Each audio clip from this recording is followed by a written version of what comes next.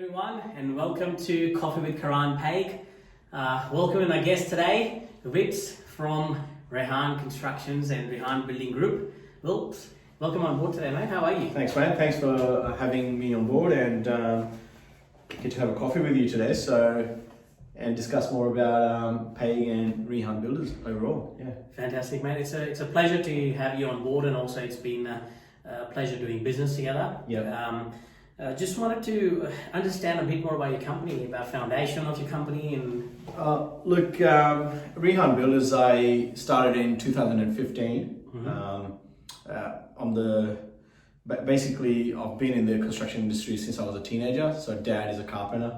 He took me on and about every single site, building kitchens with him and doing some demo work.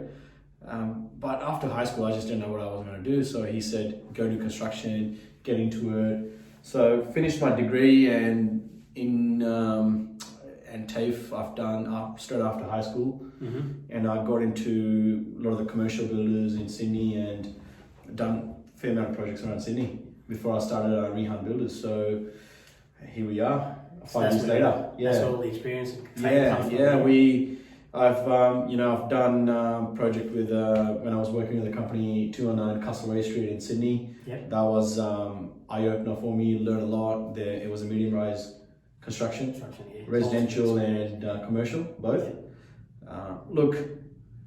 I had the license since 2010. I just didn't want to start until I had experience to do so. Yep. You don't build castles with mud and water. Yeah. Castles are built with stone, so you gotta have a good foundation. So that was the reason. That's a good story. And Dad was also in construction before? Yeah, Dad, like the whole family, we come from a family of, tradesmen. Yeah. I'm probably the first builder in the family. But mostly all my uncles and cousins, and they are tradies. Yeah. Oh, brilliant. And obviously you've been working with my team for a while now, and how do you find the communication challenges? It's good. We've got I think if we go and hashtag Portal Hub Paig, that's your little baby, I guess, and it's a great little portal where communication is very smooth between parties because we're always across what's going on. The time your salesman deals with the client, what's happening with the land information, the client information, us quoting on the project and your 5-star inclusion, it's all on there. So communication is very smooth. We can log in, grab it, and work on it, I guess. Yeah. I guess the main thing that's happening around out there with a lot of builders going in, picking up a lot of jobs is, I guess, communication between the client and the builders have always been a big challenge for a lot of the builders who work with us. They actually face that challenge, and that's why I wanted to ask you that question. I think moving forward, especially with the technology used, and we've also got a software, as you said, hashtag Hub, and for those who haven't seen the software, they should log on to hub.com.au to see how effective and efficient it becomes to communicate with the builders. So from the last 6 months, the journey, so to speak, with the hashtag world, I've had some really good feedback from a team of agents working together, and also some clients. So I must appreciate the amount of work you put in. Oh, mate, it's a journey for us. It's when your salesman Alexander contacted me and said, would you be keen on pricing the jobs for us? And I thought, okay, well, here we go again. Like again and again, because we do get a lot of queries and saying, guys, we want to work, and can you price this and that? And I said to him, I go, mate, if you're serious, let me know. Otherwise, please don't. I don't want to waste your time or my time. And he goes, no, mate, you got to come on board and see what we do. And as soon as we got there, the guy just searched 100 properties there. He goes, you want to price this? You want to price that? You want to do this? I was like, okay, and then we got into work, and the two-way communication was so good because he's always on it, and it's better because he's got the MO behind him, he's got the system behind him, and he's backed up by a name, a brand, and a system. So And that's really useful, especially in this today world. And I guess from the audience perspective, I'm sure you guys want to know today what kind of workmanship and quality matters for you to be a builder in the current economy. I think construction industry is the only industry keeping us going. Yeah. And there's a lot of trades out there that are really putting hard yards in the tough times of the economy crisis to push the expectations of the builders and also the clients up. How do you sort of control that in terms of quality of workmanship? Look, we tend to use the same tradies. Mm-hmm. We've been using mostly 90% of the same guys for the last 5 years. Mm-hmm. The reason why is we've kind of gone in a model where we've gone with the high-end work, bespoke, architectural design homes and custom homes. These guys are used to our quality, they're used to our level of commitment. Mm-hmm. They know that we want this. Mm-hmm. And we've trained them, we've kind of programmed them. It's like a marriage, you know. Mm-hmm. When you marry someone, they come and live with you and they want to learn about you more, and they don't know, they get alienated. So once you sort of teach them, like you train them slowly, you go, mate, I'm not happy with that. Go redo it. We're not going to accept that. So they get into it, they learn about us, and next time when we do even a small scale home, they know if I do the tile wrong, he's going to make me redo it. Right? And you said you've been doing this 5 years on your own? 5 years on my own, yeah. And you obviously have worked with the same trades for a long period of time? I do. I've got a really good commercial team. So when it comes down to commercial work, mate, you know, if you want me to do a $50 million job, you'll be able to do it. I've got the guys out there, you know, we can. Yeah. You know, it obviously financially feasible. Yeah. The project can be, then you can do it. But the capability wise and the systems we got on board, it takes no time, you know. And I guess with the inclusions, I'll say majority of the clients these days are looking for that 5-star inclusions because it's their dream home they want to go into. They want top quality bench tops, top qualities, you know, laminated bench tops or laminated flooring, sorry. So that kind of inclusions you're supplying from, I heard you said Harvey Norman Commercial? Yeah, look, we're getting tapware from Harvey Norman Commercial. The reason is they back it up with a really good warranty. And we love to sort of use products which are in the market, original, with warranty. And also we use Caesarstone. We don't use some what they call it, reconstituted stone. So if you go into any inclusion, they'll type in reconstituted stone. We don't do that. We put Caesarstone there. We actually put the name there. If you can't get it, we'll find an equivalent to it, which is Quantum Quartz, another company that do the stone. The reason why we sort of put the name there, because we are so proud to sort of do that work. And when a client comes to us and says, okay, this stone hasn't worked and it's cracked, it's broke, like it's not, you know, done that, and I'll kind of go and say, how'd you do it? And they go, okay, well, that's what happened. And if the product has failed, like Caesarstone and companies like that, they'll come and replace it, and I'll replace it because I know it's not going to happen, right? The only time that happens is when you use a product which hasn't come out of the right QA back in the factory, don't know where the factory is, don't know what they're doing, and they probably don't have the right recipe. It maybe looks like it. It matters a lot. It's just. And you know, it's the same thing. Like, you know, you pay for a gourmet burger and you pay for a cheap burger. The ingredients matter. You know. I guess that's one thing we've realised. Feedback coming from different clients who have been building with yourself and other quality builders in the panel. It always narrows down to workmanship, quality, assurance, and also your inclusions that you use in your property. So I guess Harvey Norman is a great brand. Obviously, not the cheapest, are they? We're getting we're getting our appliances from them for all your projects. Quality matters, and the other thing is your inclusions 5-star. I mean, you offer 3, 4, and 5-star inclusions. Which caters for everyone, I guess. And we still get stuff from Harvey Norman, but we might be able to get a cheaper brand with the similar warranty. It might not be Miele, it might not be Smeg, but it could be another brand. So I mean, you cater for every single sort of budget for everyone. Yeah. And that's what we're trying to do. We want to build for everyone. That's good, and it's a two-way street, right? So we want to make sure that our builders, experts like yourself, have that options to select different kind of inclusions 100%. to fit the client's budget. Guys, if you guys want to see the number of projects that VIP's doing right now as Rehaan Builders, please feel free to go to this website and see a showcase of products that he's offering. There's some really good work being done. I believe I got told that you finished a house that took you more than 2 years or 2 years, yeah. It's 2 years on the beaches. That was a big house. It's massive. Yeah. It is massive. It's 5 levels. Wow. Yeah. And what suburb was that in? Colorado. Yeah. Fantastic. So. And I guess one of your projects was done in Gregory Hills, which I think my agents have gone and seen that project. Yeah. Look, we've always been like a bespoke sort of home builders. We've done. We've never been number driven. We've always been quality driven. So, look, our business model wasn't always to do numbers and high turnover. Our business model was to sort of prove to the market, this is the quality, this is us.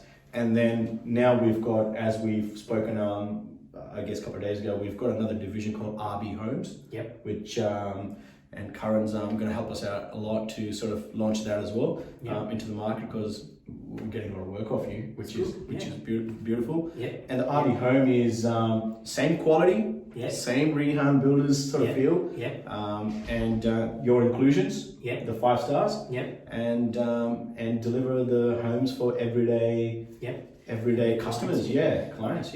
I mentioned Gregory Hills because I do know those areas are going really crazy at the moment, and for those who watched the episode 1 of the Coffee with Karan Paig show, we did recommend Southwestern Sydney pocket to be a really high growth pocket in the next 5 years. And I'll say it again loud and clear. If you guys are looking to buy land for investments, that's the area and pocket to look for. And once you've found a block of land, you come to us, so we could introduce you to experts like Rehaan. They would be able to look into the best possible house in your budget using different inclusions from his experience and workmanship that they've created. So I'm really impressed. And guys, if you want to check out the projects again, please go to rehaanbuilders.com.au to see the projects and photos and get some ideas of what Rehaan has been doing in the last 5 years. I guess what the audience, I'm sure, want to know moving forward is you mentioned something to us the other day called a concept to completion. If you could throw a little bit of light for the audience to know what the concept of completion actually means and what's in the business. Yeah, look, it's easy to sort of say that sometimes I get customers coming up to me and say, oh, that builder built a house in 2 months, like 8 weeks. It's sort of easy to say that. It's easy to sort of, how do you quantify something like that? How do you quantify the build process? Everyone knows that, you're not gonna cook butter chicken in 2 minutes. It's gonna take time, There's a recipe to follow, there's procedures to follow, there's a lot happening in the background. So where we come in is we've got a really good platform as well, and your platform, #portal, we get all the information, the client information, we get everything about it. We start producing the architectural drawings for them. Once they approve the architectural drawings, we go into either CDC or DA, sort of. DA, after CDC is approved, we're ready for CC. So there's a lot of background work that goes on to get to that point. Once we're on it, mate, slab can happen in a week. So the average time frame completion after slab's poured? Double story, straightforward double stories, we're taking about roughly 6 to 7 months. I want to say that because there's inclement weather, there's other unforeseen reasons. You dig a ground and there's something comes up, or there could be a tradie who might not make it because we love to use the same guys, and we kind of wait for them. Family issues. Something happens, but sometimes you gotta understand. We do work with the bigger teams, but there could be a one-man operator who does the doors. X factor, and we don't want to use someone that doesn't know how to do a quality workmanship. So 6 to 7 months for Yeah, we give or take. Single story, you mentioned 3 to 4 months. Roughly? Man, we've done single story in 3 months. 3 months. The Yeah. date we started. Yep. We go safe side 4 months. Yep. Safe side, yeah. I think that's what the audience would, I'm sure, want to know. I've got some questions written down here from our hashtag portal members, and they actually wanted to cover up the process of a DA and CDC application, all the way up to the occupational certificate. So if you could maybe in the next few minutes explain to us what exactly is a CDC application? Well, look, CDC is a complying development certificate. It's sort of introduced so the building approval process can be fast tracked. Complying is like basically if you are building a shed at the backyard or in your house, you never had to go to the council, because as long as you comply with the DCP and LEP, happy days, you can build it, you know? Give it a distance 900 mil, use the materials that are going to start a fire to the next property, happy days, you can build it. So that's the mentality, that's the thinking. And what does CDC stand for? It's Complying Development Certificate. Okay, so it's one thing, it's DA and CC in one. You can start building straight away. But the only thing is, like say the DA process is you go to the council, you get the architecture plans, go to the council approves it, stamps it, then you start the CC process. You got to get the structurals done, you have to get the city water check done, you have to pay all the levies, homeowner's warranty has to be issued. So there's a process that's involved, right? And then you can appoint a PCA, or either you can go to council to get the CC. Whereas with the CDC, these two steps are combined together.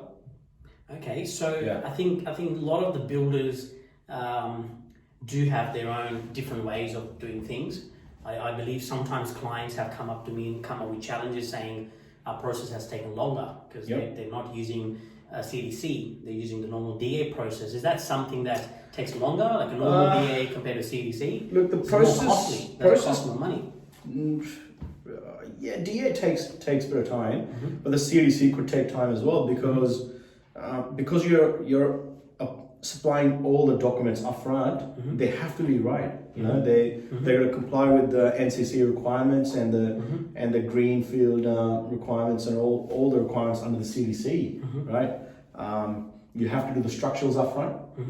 So there's a give and take. Like you've done the architecturals, you've done the structurals straight away, and the client comes back tomorrow and says, "Oh, mate, I don't want that. I want a bigger garage, or I want an extra room at the back." Your whole CDC process goes out of the whack.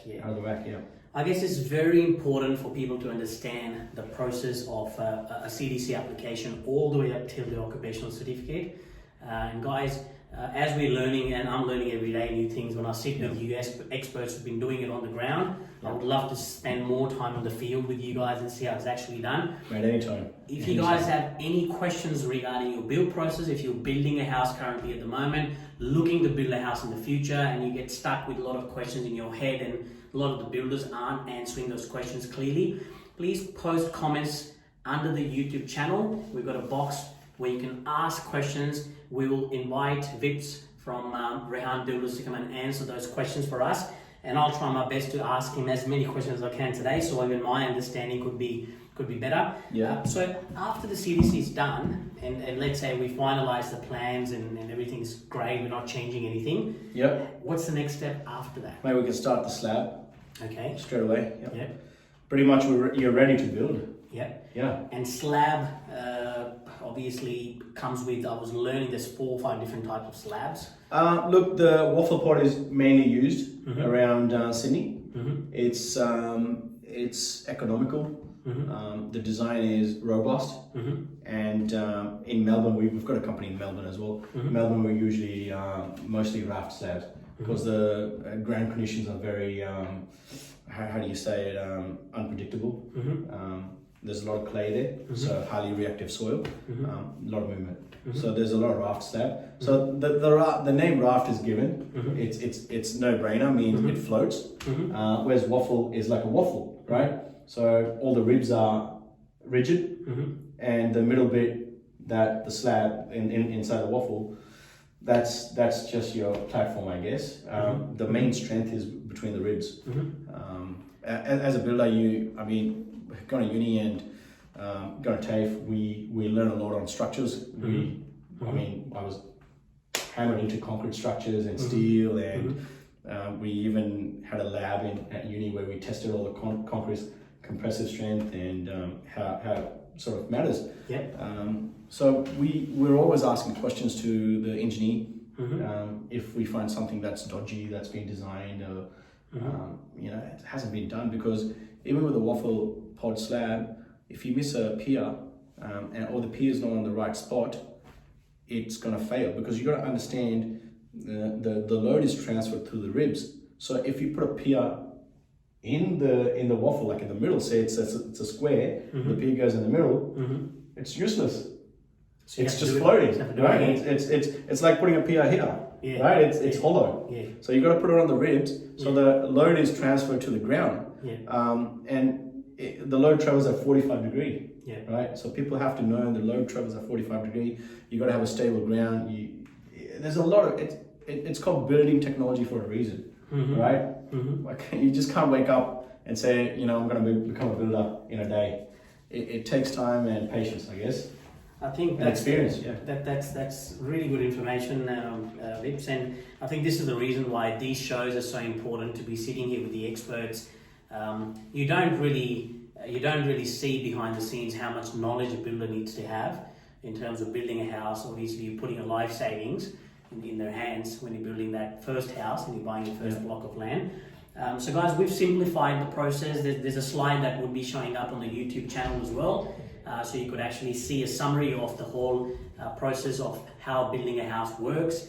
But I would really highly suggest and recommend you guys to go down to the channel and ask a question to the link of the video, so the experts like Vips can answer your questions. It's been an honor, Vips, today having you on our show. Likewise, mate. And I think most of the questions from the audience have been answered. Guys, any more information you need, please log on to #portal.com.au or rehaanbuilders.com.au. Thank you very much, guys. Appreciate it for your time today. Thanks, mate. Thanks for having me.